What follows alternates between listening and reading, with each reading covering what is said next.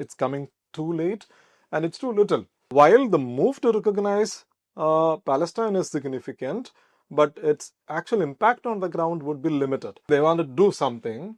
So forced by a genocide, they are now willing to recognize the Palestinian state. The US has consistently backed Israel militarily, but its people have never been less in support of Israel. Can you tell us how this shift in opinion happened? Right now, the United States is spending some $3.8 billion every year in aid for Israel. Hello and welcome to the In Focus podcast. This is your host, Nitika Francis from the Hindus data team, and I'm here to discuss a long-standing conflict.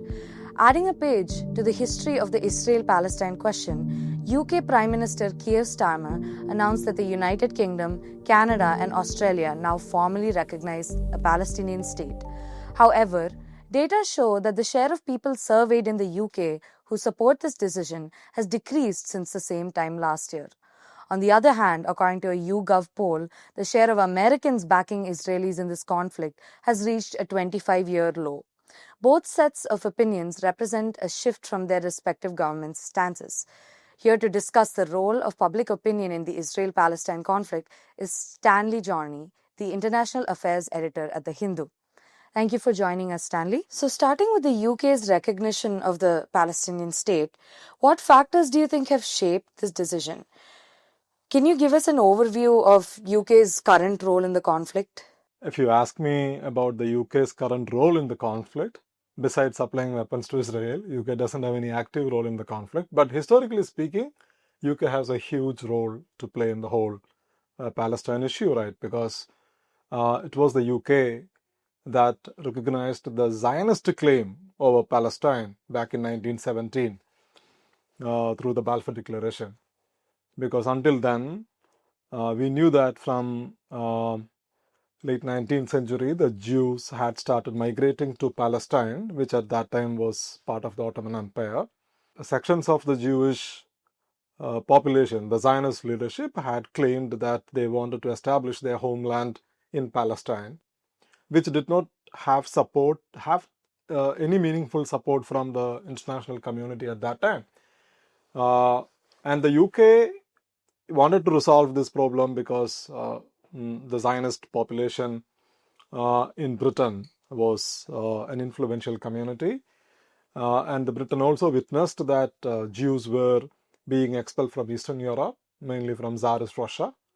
So in 1903, Britain itself had come up with this Uganda plan to establish a Jewish homeland in British East Africa, in parts of Uganda. That plan did not take off because the Zionists had set up a commission to look into the plan, but then eventually voted out. So in 1917, they issued the Balfour Declaration. And the significance of the Balfour Declaration is that His Majesty's government, the most powerful government in the world at that point of time, recognized the Zionist claim over Palestine, which is in the Ottoman region. So historically speaking, Britain has played a major role in it.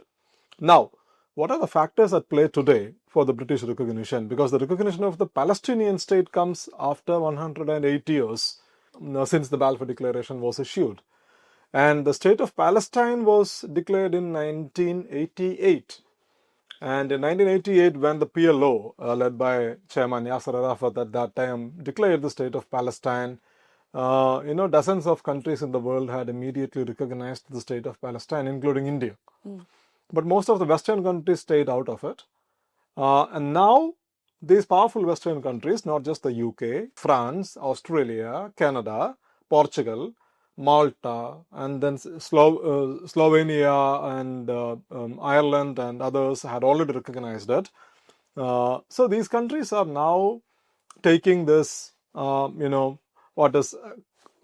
looks like a bold position in recognizing the state of Palestine.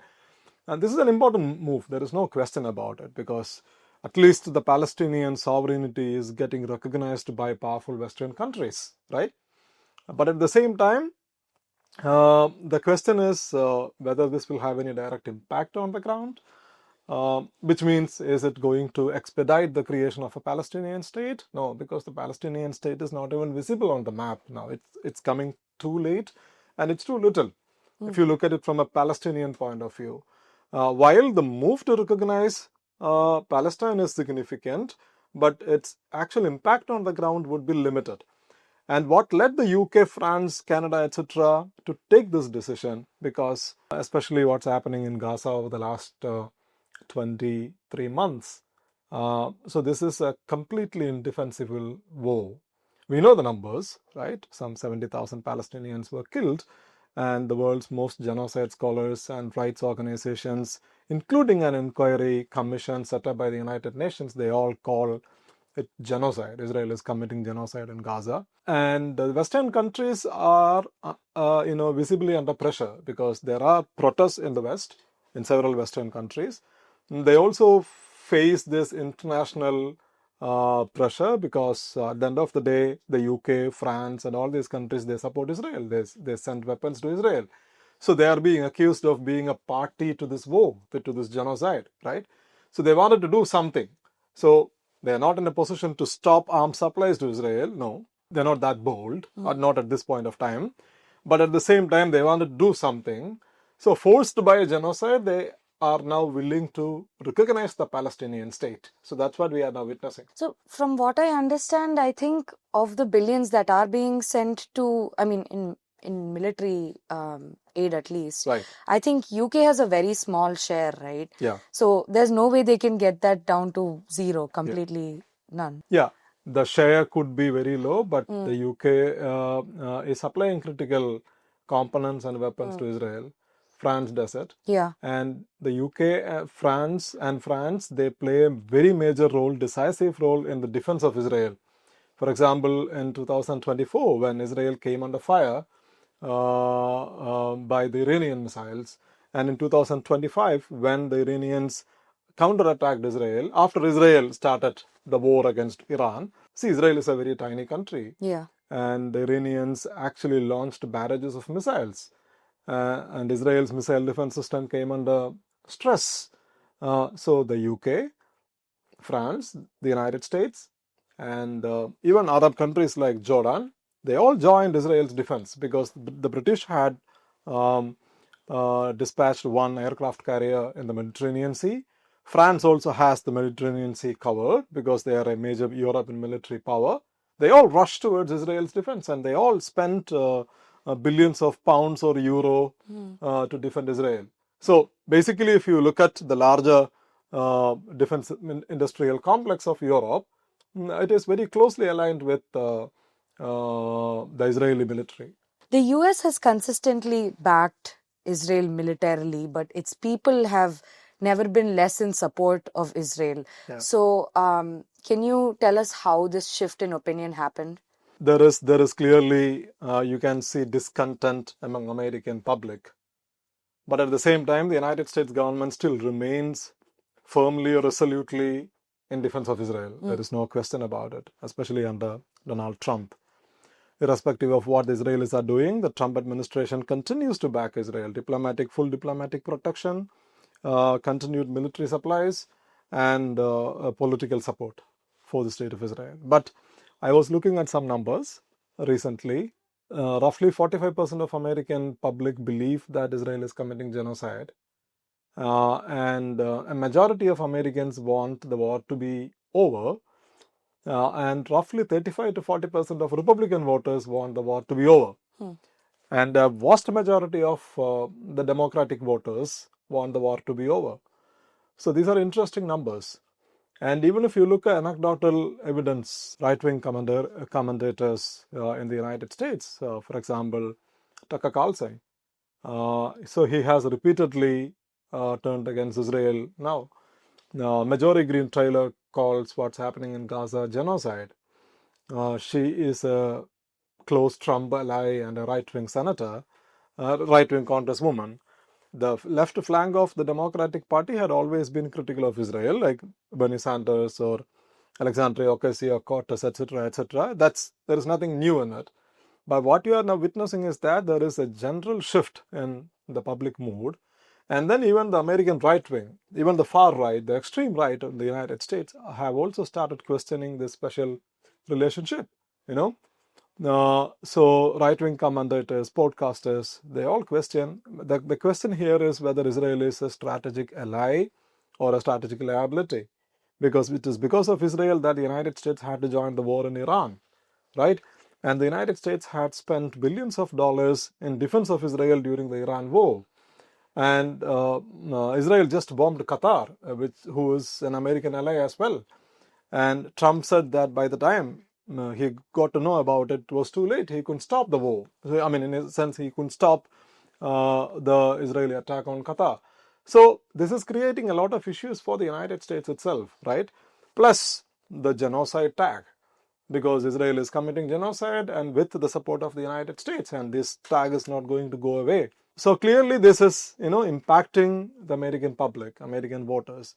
But at the same time, as we know, the American government, the influence of Israel over the American government is too deep, and Israel lobby is very powerful, which is a very factual thing today, because the lobby is everywhere in the United States. So irrespective of the change in the public mood, you won't see any immediate change in the government policy. Immediate. It might change in the future.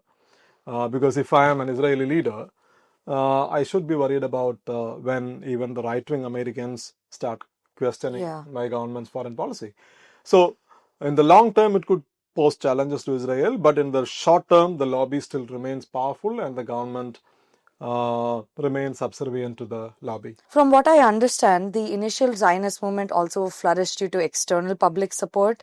Can you just sort of expand on the history of that? In the United States? Yeah, in the United States. See, if you look at the US, Israel, or the relationship between the early Zionists and the United States. So when the Balfour Declaration was issued, immediately after that, President Woodrow Wilson of the United States would support the Balfour Declaration. When the State of Israel was created in 1948, the recognition from the United States would come in 11 minutes. It would take just 11 minutes before the President of the United States to issue a statement saying that he would recognize the State of Israel.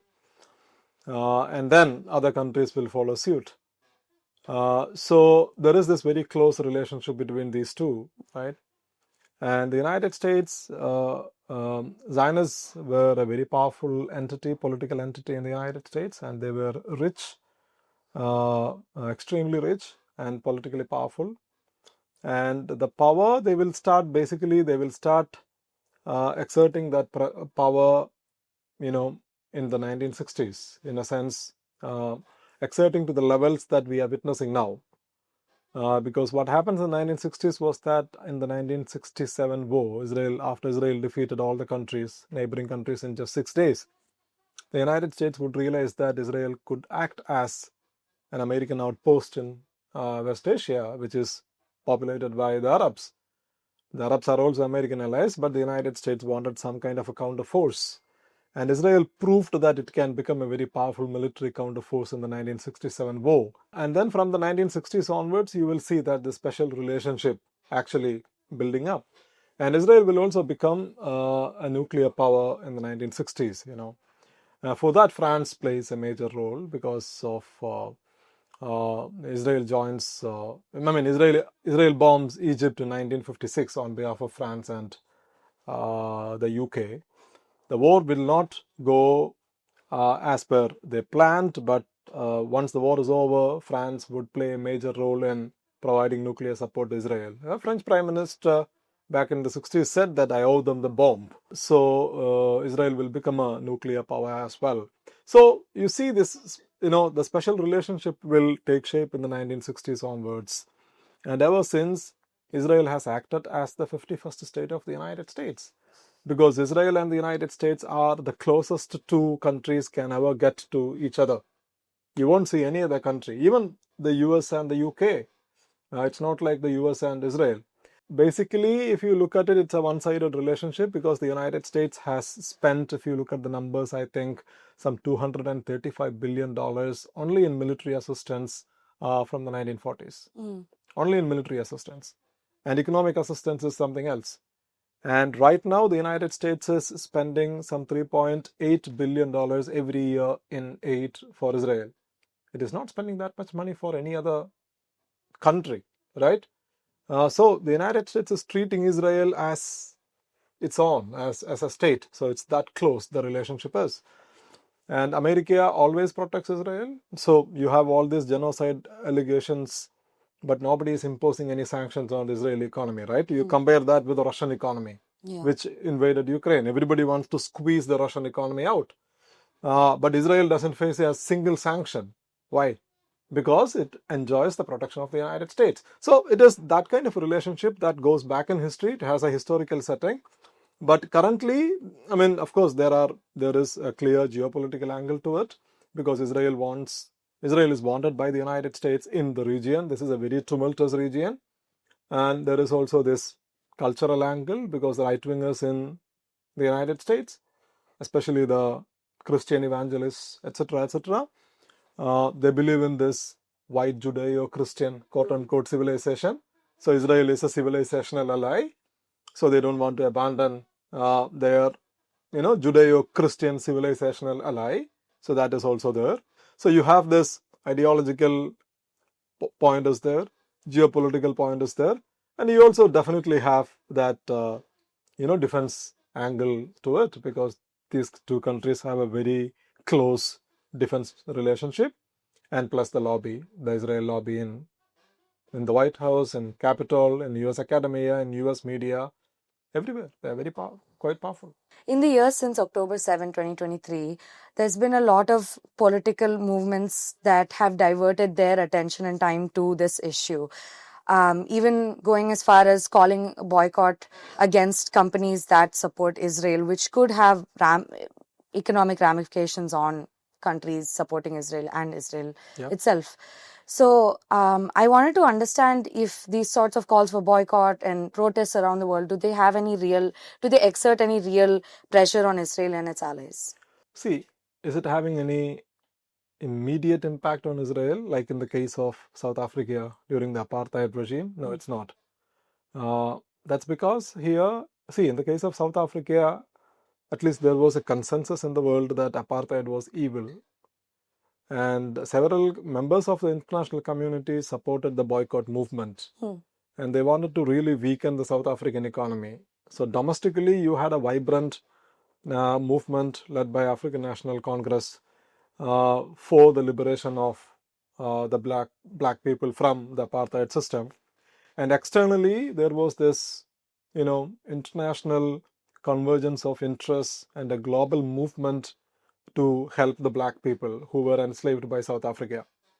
So in the case of Israel-Palestine, the actual reality is not different, and the system in Israel is much more brutal than what existed in South Africa, because you have an apartheid system and you also have a brutal military occupation, and then you have an ongoing war. But the problem is that within Israel, within Palestine, you don't have a peaceful movement like you had under the leadership of Mandela, which is not there in Palestine.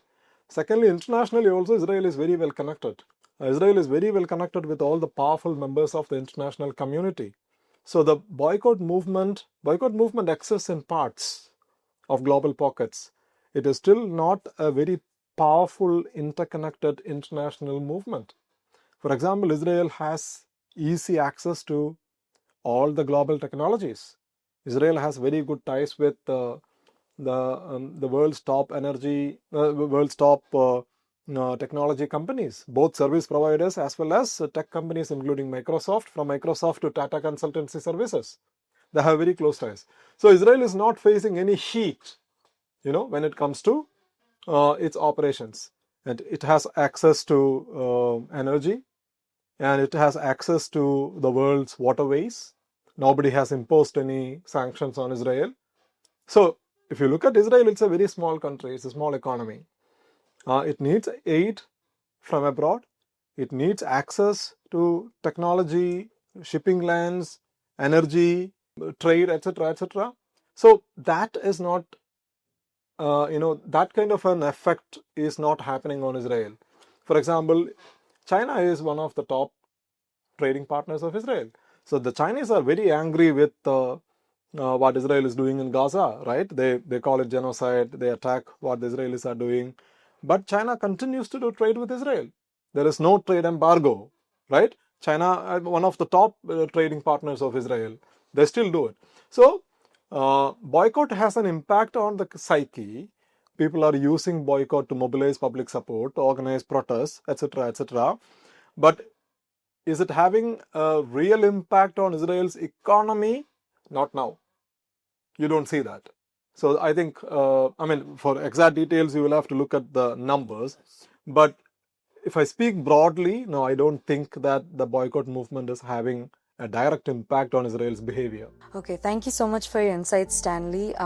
We will be keeping up with this in more episodes to come. Thank you. Thank you.